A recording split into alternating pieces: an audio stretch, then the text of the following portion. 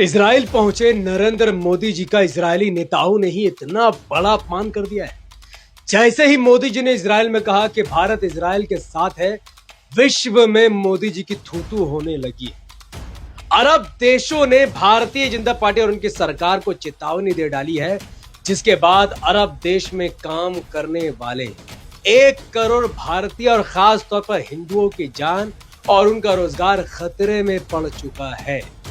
एक नरेंद्र मोदी जी और उनका इजराइल जाना भारत और भारत में रहने वाले 80 करोड़ हिंदुओं को बहुत भारी पड़ने वाला है। वीडियो को पूरा अंत तक देखिए और समझिए क्या पूरा मामला है और मोदी जी ने कितनी बड़ी गलती की है, जिसका भुगतान पूरे भारत के 140 करोड़ लोगों को करना होगा। यानी आने वाला वक्त भारत के लिए बहुत भारी होने वाला है। वीडियो को अंत तक देखने से Narendra Modi.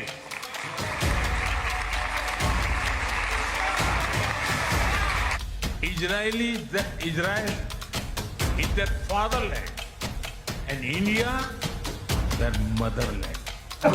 Great friend, my great friend. अस्सलाम वालेकुम वरहमतुल्लाहि वबरकात। अल्लाह के नाम से शुरू, जो बड़ा मेहरबान और निहायत रहम करने वाला है। मैं हूं मोहम्मद हफीज अंसारी और आप देख रहे हैं द पॉलिटिकल। नरेंद्र मोदी जी आज उड़ के इजराइल पहुंच गए। जैसे ही मोदी जी इजराइल के एयरपोर्ट पर उतरे, वैसे ही उनको रिसीव करने के लिए बेंजामिन नेतन्याहू मौजूद थे। बेंजामिन नेतन्याहू से नरेंद्र मोदी जी जबरदस्ती गला पड़ते हुए दिखाई दिए। चलो ठीक है, उसके बाद बेंजामिन नेतन्याहू की वाइफ आई, उसके साथ हाथ मिला रहे। मोदी जी हाथ छोड़ो, वो एक महिला है। अरे 1-2 सेकंड के लिए हाथ मिलाया, ठीक है। 30-40 सेकंड तक मोदी जी उसका हाथ पकड़े हुए थे और फिर हंस रहे थे, क्योंकि भगवा ड्रेस पहनकर बेंजामिन नेतन्याहू की बीवी आई थी मोदी जी को खुश करने। मोदी जी ने भगवा रुमाल डाला हुआ था।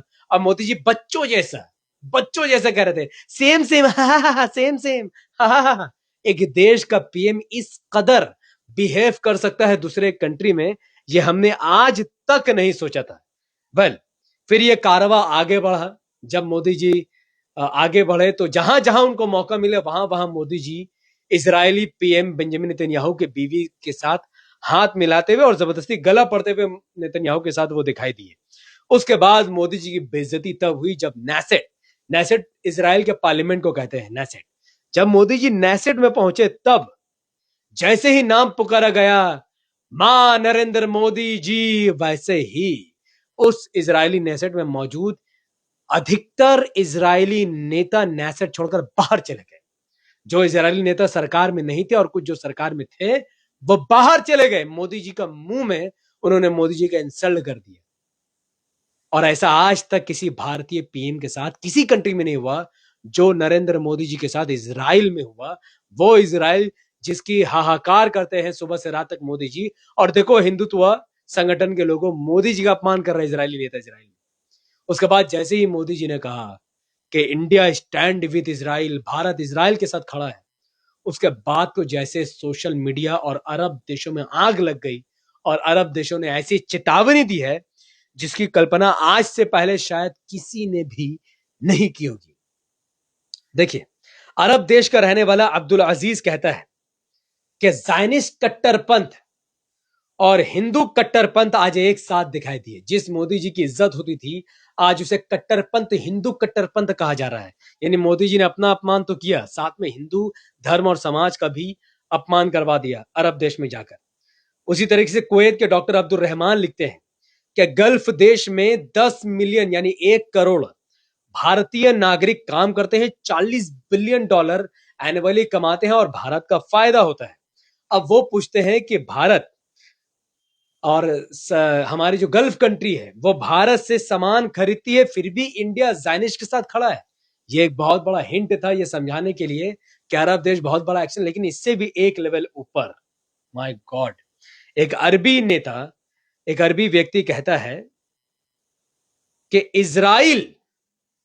इजराइल फादरलैंड है। मोदी जी ने कहा ना कि इजराइल फादरलैंड है, और मोदी जी ने यह भी कहा कि भारत मदरलैंड है। इस बात का अरब देश में मजाक उड़ रहा है। यह भी कह रहा है कि इजराइल अगर फादरलैंड है और भारत अगर माता है, तो फिर हम इंतजार करें कब इलीगल बच्चा पैदा हो।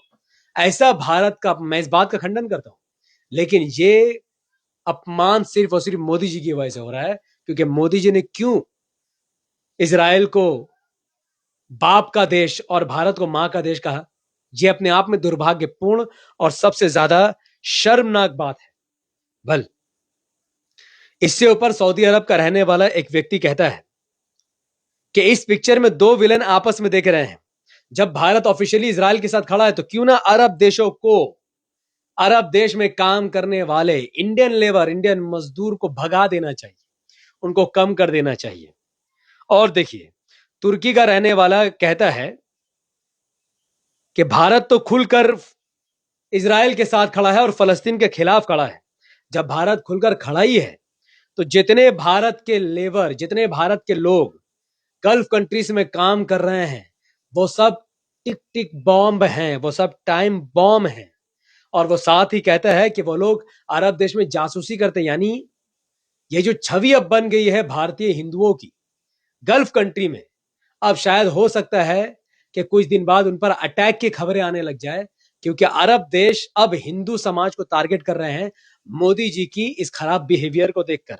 और वो कह रहे हैं कि उनको बाहर निकालने की जरूरत है, वो क्रिमिनल्स है और इंडियंस जासूस है जो अरब देश में जासूसी कर रहे हैं इजराइल्स की।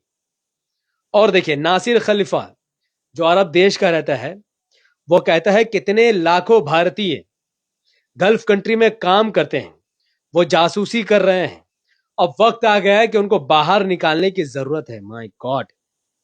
उसी तरीके से एक हमद अल हाजिरी नाम का व्यक्ति है जो अरब देश में रहता है, वो कहता है कि जब इंडिया ऑलरेडी इजराइल के साथ खड़ा है तो इंडियन का वीजा ही बंद कर देना चाहिए अरब देशों को, मुस्लिम देशों को, दुनिया के तमाम मुस्लिम देशों को इंडिया का वीजा खत्म कर देना चाहिए।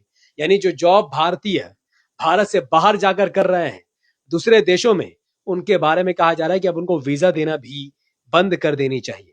उसी तरीके से एक अरब का मुसलमान कह रहा है कि 10 मिलियन इंडियंस अरब देश में काम करते हैं और 9 मिलियन तो सिर्फ गल्फ कंट्री में काम करते हैं, जबकि इजराइल में तो सिर्फ 97,000 भारतीय काम करते हैं। फिर भी भारतीय पीएम नरेंद्र मोदी इजराइल के साथ खड़ा है, अरब देश के साथ खड़ा नहीं है।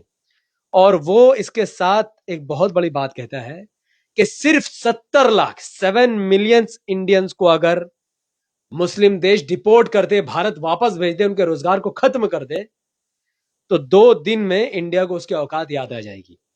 और वो उसका आगे कहते हुए ये भी कहता है कि अरब देश चुप क्यों है, भारत इजराइल के साथ खड़ा, अरब देश चुप क्यों है, अरब देश को एक्शन लेनी चाहिए, जल्द से जल्द भारतीय को अरब देश से भगाने की जरूरत है। यह मांग उठ रही है अरब देश से, अरब देश के लोगों से। यह कितना दुर्भाग्यपूर्ण है, क्योंकि बहुत सारे भारतीय मुसलमान भी काम करते हैं और आम हिंदू भी काम करते हैं, इनके कोई गलती ही नहीं। और इस वक्त पूरे सोशल मीडिया में और खास तौर पर अरब देशों में ट्रेंड कर रहा है मोदी जी और उनके साथ इजरायली पीएम की तस्वीर। और अरब देश के लोग मांग कर रहे हैं कि सऊदी को, दुबई, कतर, बहरीन, कुवैत, तमाम गल्फ कंट्रीज, मुस्लिम कंट्रीज को भारत से रिश्ता नाता तोड़ देना चाहिए, भारत का बहिष्कार करना चाहिए, भारत के जितने लोग भी अरब देशों में काम करते हैं उनको भगा देना चाहिए।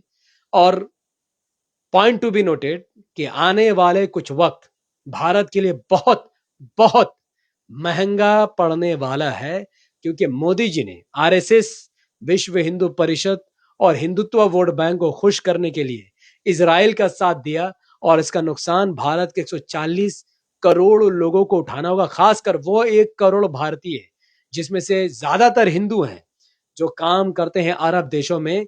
उनको नौकरी से निकाला जाएगा, उन पर हमले किए जाएंगे, क्योंकि मोदी जी ने बहुत बड़ी गलती कर दी है। और ये दुर्भाग्य है हमारे देश में क्या कि एक ऐसे व्यक्ति को हमने पीएम बनाया है जिसको इतना भी नहीं मालूम कि कहाँ हंसा जाता है, कहाँ स्टैंड लिया जाता है, कहाँ बोला जाता है। इजराइल जाने की कोई जरूरत नहीं थी मोदी जी को, लेकिन जबरदस्ती मोदी जी इजराइल गए, क्योंकि एप्स्टीन फाइल में शायद मोदी जी का नाम आया था और ट्रम्प ने ब्लैकमेल करवा कर उनको भेजा है। ऐसी मेरी आस्था है और आस्था का सम्मान होना चाहिए, आस्था में सवाल नहीं उठनी चाहिए। वीडियो आपको कैसा लगा आप कमेंट पर बताइए, और आगे आने वाले वक्त में इस पूरी पॉलिटिक्स को आप किस तरीके से देखते हैं अपनी बात कमेंट पर रखिए, क्योंकि आपका कमेंट बहुत जरूरी है देश के लिए, लोकतंत्र के लिए और खुद मेरे लिए भी। तो जितना हो सकता है कमेंट पर आप अपनी प्रतिक्रिया दीजिए, क्योंकि मैं नहीं चाहता कि भारतीय हिंदू या मुसलमानों को अरब देशों से निकाला जाए मोदी जी की गलती की वजह से। हमारे चैनल पर नए थे तो सब्सक्राइब करके बेल आइकन को हिट कीजिए। अगर फेसबुक पर इस वीडियो को देख रहे हैं तो इसे लाइक और फॉलो करके 5 बड़े ग्रुप में शेयर करके मुझे अपनी दुआ में रखें। बहुत बहुत शुक्रिया। मैं था मोहम्मद हफीज अंसारी और आप देख रहे थे द पॉलिटिकल। जय हिंद।